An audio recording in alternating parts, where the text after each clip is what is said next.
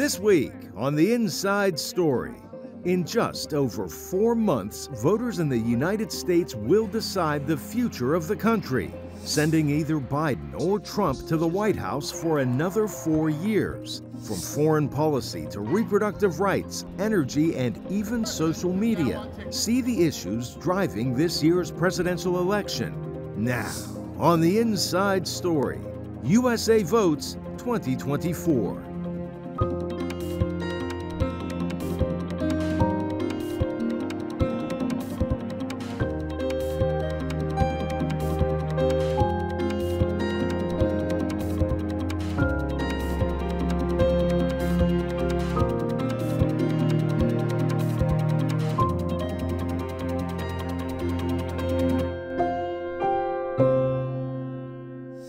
Welcome to The Inside Story. I'm VOA Press Freedom Editor Jessica Jarit.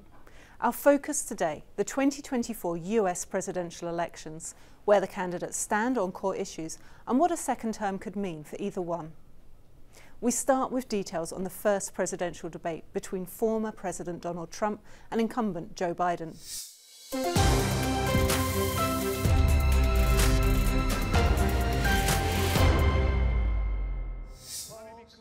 Joe Biden and Donald Trump each made their case to voters for why they should be the next president. On the campaign trail, Trump says the U.S. economy is in ruins. At the Atlanta debate hosted by CNN, Trump said America is, quote, a seriously failing nation. He said Biden has done a poor job. Inflation is killing our country. It is absolutely killing us. On the campaign trail, Biden says he has turned around the poor economy he inherited from Trump. At the Atlanta debate, Biden said there is more to do on the economy. Biden said his administration is working to bring down the price around the kitchen table, and that's what we're going to get done. Public opinion polling shows this is a close race, with the economy and immigration top issues for voters. At the debate, Trump says Biden has failed to protect Americans from illegal immigrants who are taking jobs. Trump said the United States has a border that's the most dangerous place anywhere in the world, considered the most dangerous place anywhere in the world, and he opened it up, and these killers are coming into our country and they're raping and killing women. At the debate, Biden reminded voters about the Trump administration's family separation policy for immigrants. Biden said when Trump was president, he was separating babies from their mothers, put them in cages, making sure their families were separated. On the war in Ukraine, Trump said Russian President Vladimir Putin would never have invaded Ukraine if he had been president. Trump said he will have the war settled between Putin and Zelensky as president-elect. Before I take office on January 20th, I'll have that war settled. Biden said Trump's lack of support for U.S. allies emboldens Russia and threatens a wider war in Europe. Biden said Putin wants all of Ukraine. That's what he wants. And then you think he'll stop there. Do you think he'll stop when, if he takes Ukraine? What do you think happens to Poland, Belarus? This was the earliest presidential debate in U.S. history, with neither Trump nor Biden officially nominated as his party's candidate. They each have 75 days to convince the voters to choose them before their next debate in September. Carol Yu, VOA News, Atlanta. On January 6, 2021, a mob of supporters of then-President Donald Trump stormed the U.S. Capitol, unhappy with his loss in the 2020 election, and seeking to subvert American democracy by overturning the results. Now, more than 3 years on, candidate Trump and President Joe Biden are both campaigning on the lessons of that day's violence. Dora Makora reports.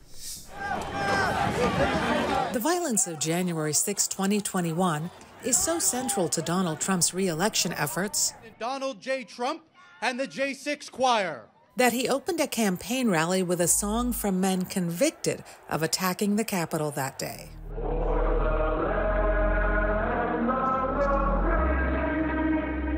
You heard the hostages singing. That was the hostages.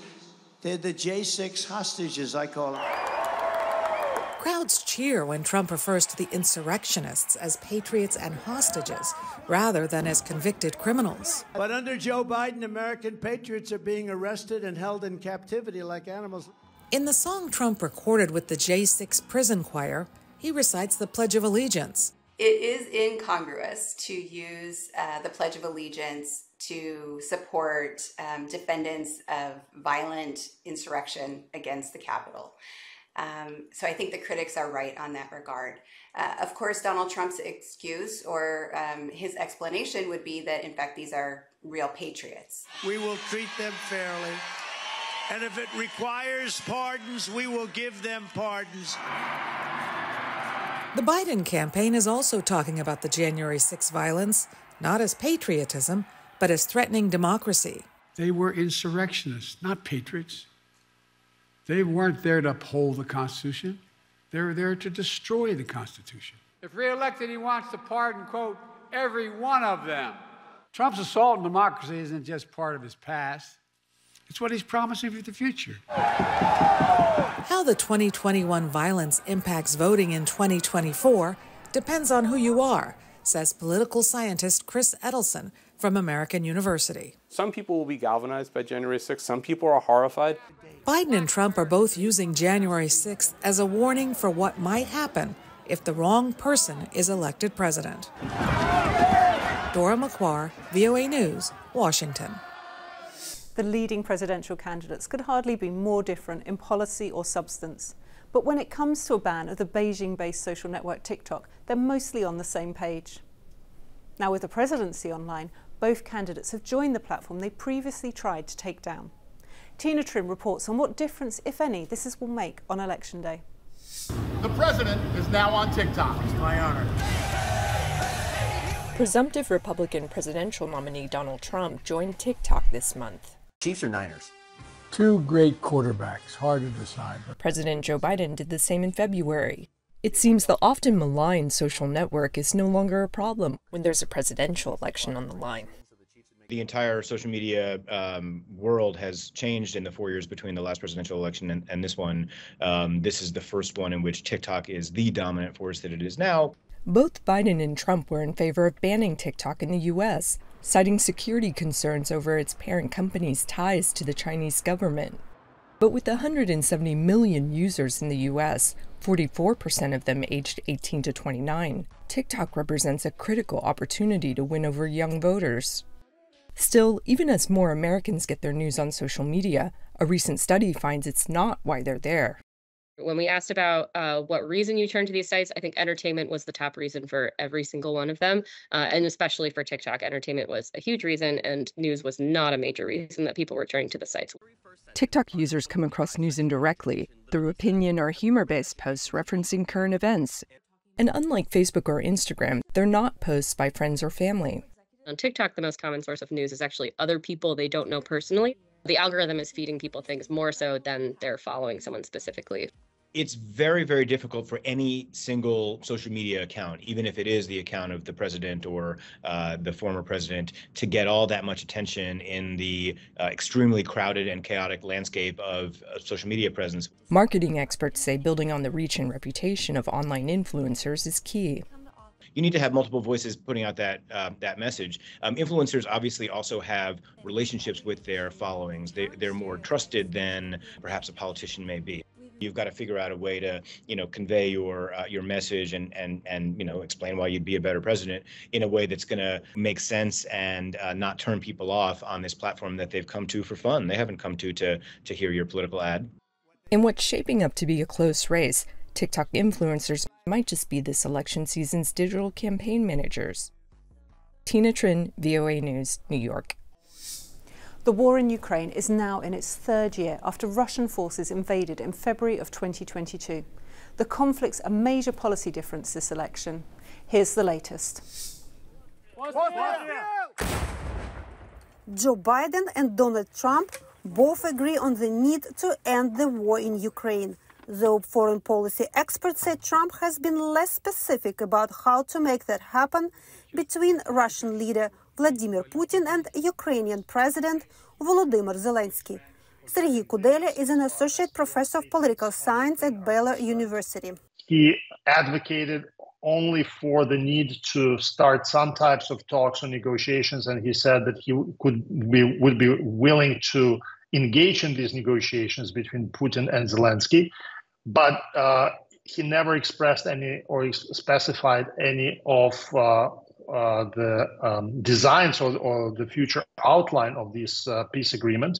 In this year's congressional fight to pass Ukraine aid, Trump said that assistance should be loans and not grants. We're thinking about making it in the form of a loan instead of just a gift. We keep handing out gifts of billions and billions of dollars.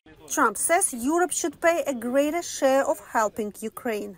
But if re-elected, Trump will not want to be seen as having lost that war, says former U.S. Ambassador to Ukraine, John Herbst. We do know that Trump perceives himself as a strong man, does not want to be associated with foreign policy failure. And a Russian victory in Ukraine, if Trump is president, would look very much like a foreign policy failure. Trump's Republican Party is split over Ukraine, with some leaders viewing the war as a major U.S. security threat, and others saying it is a costly distraction. Russia, for many of members of the Republican foreign policy establishment, is viewed as a declining power, and hence the Russian-Ukrainian war, from their standpoint, is a conflict that needs to be settled as quickly as possible, so that it does not drain the security resources of the United States. As President Biden leads the international coalition coordinating military assistance to Ukraine with more than $175 billion in U.S. aid, he says America will stand against unjust and unprovoked aggression for as long as it takes. If the United States walks away, it will put Ukraine at risk. Europe is at risk. The free world will be at risk, emboldening others to do what they wish to do us harm. Biden has partially removed restrictions on Ukraine using U.S. weapons against military targets in Russia. That commitment means the policy of a second Biden term would likely mirror the first, with greater latitude for increasing economic pressure on Russia, says Catholic University of America professor Michael Kimmage. It's not as if they're determining their foreign policy on the basis of the election in some crude fashion, but there are limits and constraints, and those would be very different in a second term, where Biden can no longer run for re-election in 2028, and so he would be quite a bit freer. The candidates' differences over Ukraine reflect their differing approaches to Russia, with Trump looking to improve ties with Moscow and Biden continuing to isolate Russia over its invasion of Ukraine. Tetiana Ворожко, VOA News, Washington.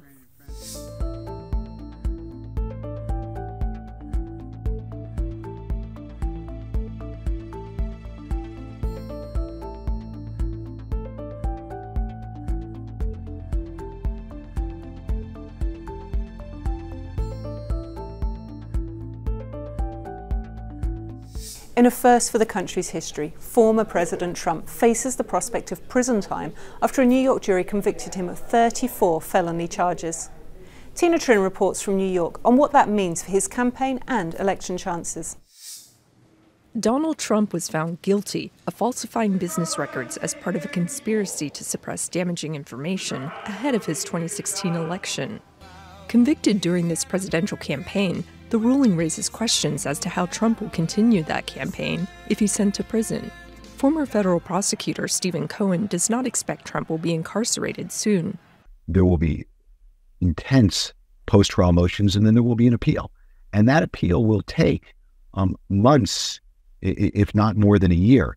So I think much of this will feed the political drama more than it will feed the story, at least initially, of Donald Trump's fate as a consequence of this conviction. Trump's sentencing is set for July 11th. Legal experts say the length of any prison term would likely be far less than the charge's 20-year maximum. Given his age, given his lack of criminal history, and given that the result here it really speaks for itself, that he's actually not looking at a lot of punishment, very significant punishment. Others point to the prison time already served by Trump's former personal attorney, Michael Cohen, as precedent for Trump's sentencing. It's very rare for an underling in a conspiracy to get jail time and the kingpin not. Donald Trump was at the top of this criminal conspiracy, and Michael Cohen did some serious jail time. He spent months. So there is some precedent for a judge sentencing Mr. Trump to jail. Alternatives to prison include probation, house arrest, and fines. But it's most likely that any sentence won't be carried out until after the appeals process, which is liable to go past Election Day in November. Whatever sentence materializes, it'll inform sentencing for the 3 criminal cases that are still pending against Trump. The fact of this conviction here, if it's still on the books, would result in a potential higher prison sentence in those future cases. So it does have a consequence, because he will now, unlike a week ago, have a criminal record, and criminal records are taken into account in meting out punishment. Of the other federal and state charges Trump is facing, the Florida trial for those involving mishandling of classified documents is further delayed. Tina Trin, VOA News, New York. Here in the US, voters have options on how they cast their votes, including by mail. Democrats have long embraced mail-in voting, and now Republican Party leaders from Trump down are urging their party to use all voting options in the upcoming elections. Veronica Balderas-Iglesias has more. Enthusiasm about the November general election in the United States is average among voters, according to a recent Gallup poll. But it's a right that some people told VOA Spanish should not be taken for granted. Voting is kind of the most fundamental way of making your voice heard. We must vote for the things we know will help our country. Americans can vote in person on Election Day or early at special polling locations. They can also send their ballots via the U.S. Postal Service. Every state in the country allows some form of mail-in voting.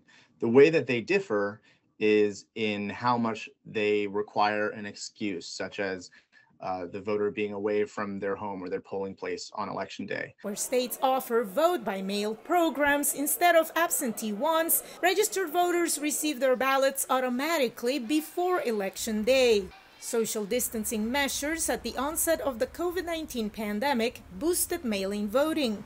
More Democrats than Republicans embraced it during the 2020 and 2022 election cycles, according to Pew Research surveys. The messaging by President Joe Biden on the matter has been consistent throughout the years. Voting by mail is a safe and convenient way to get more people to vote. Biden's predecessor, Donald Trump, who is again running for president, has repeatedly expressed concern that voting by mail could lead to fraud. Absentee is good. Mail-in, universal, is very, very bad. There's no way they're going to get it accurately. Since 2023, however, several Republican politicians have stressed the need for the electorate to use all forms of voting. Trump has also shown an openness to it. On May 9th, he stressed on his Truth Social platform that, quote, absentee voting, early voting, and election day voting are all good options. Groups trying to mobilize Republican voters say they want to chip away at the voting by mail advantage Democrats have established. The more voters that we can bring to the table in early voting and absentee voting in vote by mail through our efforts, the better position we'll be going into election night. The Democratic Legislative Campaign Committee told VOA in a statement it doubts the Republican voters will be persuaded to shift their views. The committee also warned about legislation being considered by state Republicans to block mail-in ballots with minor errors and ban ballot drop boxes. Experts say it isn't easy to predict how voting by mail could impact this year's election result. If you make mail balloting easier, then you do see higher turnout. It's not clear if there's a strong effect on the partisan outcomes, but because, again, even Republicans will want to vote and they'll find ways of voting. McDonald expressed confidence that the safeguards that election officials have in place will reduce the already historically small chances of fraudulent votes being cast in a presidential election. Veronica Balderas-Iglesias, VOA News, Washington.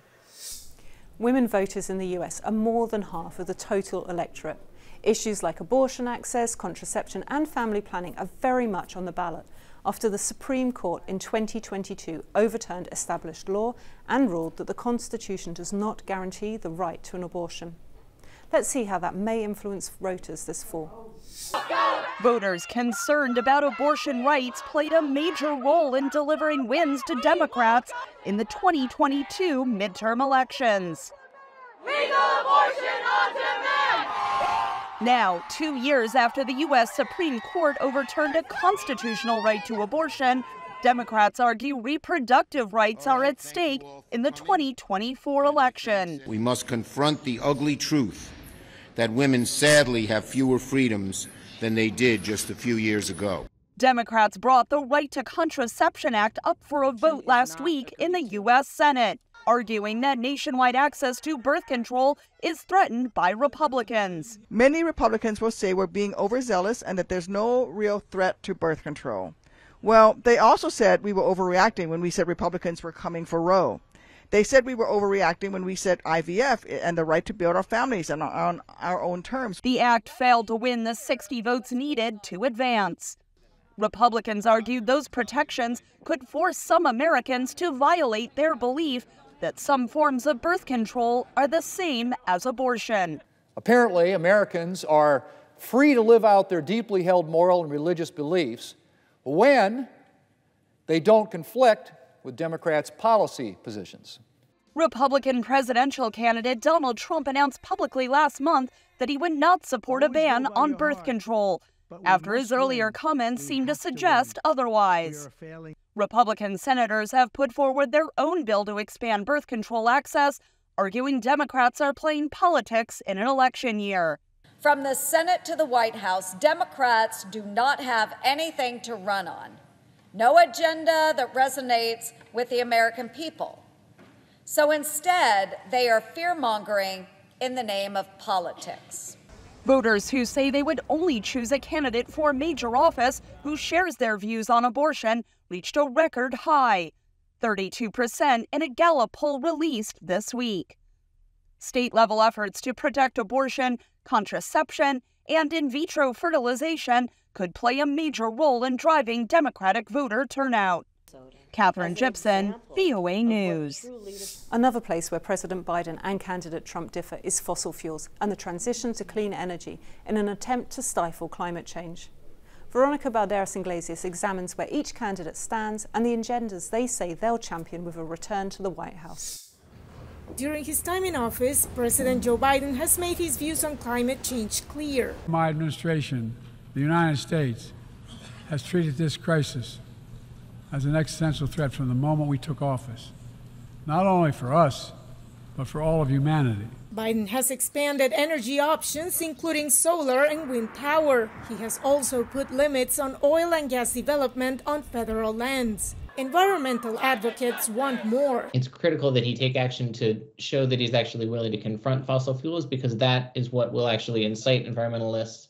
That is what will actually get them from perhaps reluctantly voting for him in November to actively recruiting their friends, turning out, knocking on doors. Former President Donald Trump has a radically different agenda for his possible return to the White House. We're going to drill, baby, drill right away. Yeah. Drill, baby, drill. The U.S. Senate Finance and Budget Committees are investigating an offer that Trump reportedly made to oil companies, saying that if he receives $1 billion in campaign donations, he will roll back climate change regulations if he's elected U.S. president. What is certain is that the oil and gas industry thrived under the Trump administration, says Kathleen Skama, president of the nonprofit Western Energy Alliance. President Trump championed domestic oil and natural gas and tried to make the United States an energy superpower. And we have achieved that status. Analysts expect the election results to have a domestic and global impact, as it could affect the U.S. role as a climate leader. Veronica Balderas-Iglesias, VOA News, Washington. That's all for this week. Thank you for joining us on another episode of The Inside Story. You can follow us on Instagram and Facebook at VOA News, and you can follow me on X, formerly Twitter, at Jessica Dorit. Catch up on our past episodes at our free streaming service, VOA+. I'm Jessica Dorit. We'll see you next week for The Inside Story.